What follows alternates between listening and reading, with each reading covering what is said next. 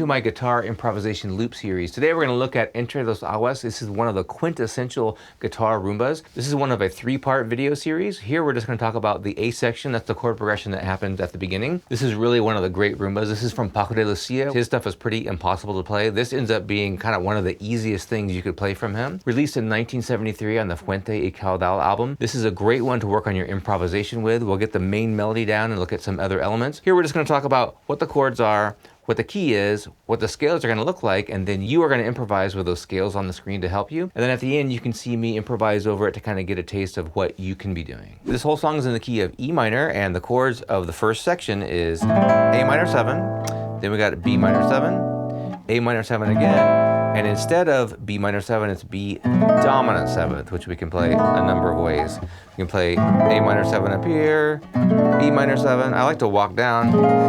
When we come back, you always can do that when you're playing the rhythm. I'll show you how we can play the rhythm in a second. And then B7 might look like this in this position. So we have something like this.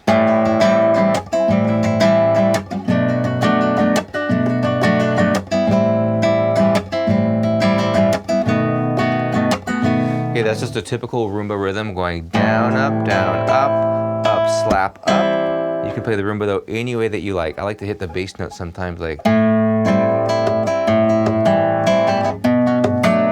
Of course, you can play it up here as well. So many ways you can play these chords. And this key of E minor is consistent with the G major, so if you like to think in a major way, that's totally fine. If you can see those scale shapes, we're going to see them all on the screen.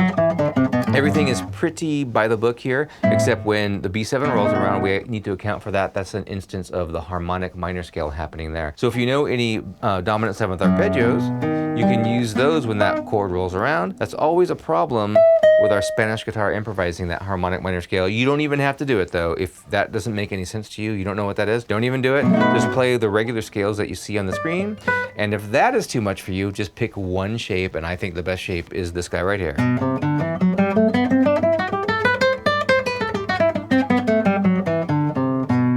So as you play along to this loop, you should be trying to play the chords with it and play the melody, and of course improvising as much as you can. So we got the chords. Let's see if we can play the melody. The melody's gonna go like this.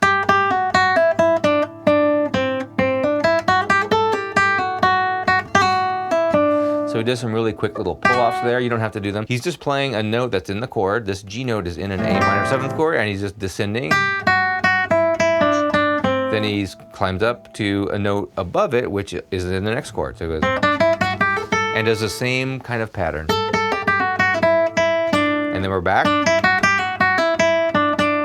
And then he goes, he accounts for that harmonic minor scale there. So he is playing that. Like I said, if that doesn't make sense, you don't have to do it. Here comes the loop. Let's practice our improvising. Even if you only know one scale shape, that's totally fine. And towards the end, I will myself improvise over this so you can see what we're talking about.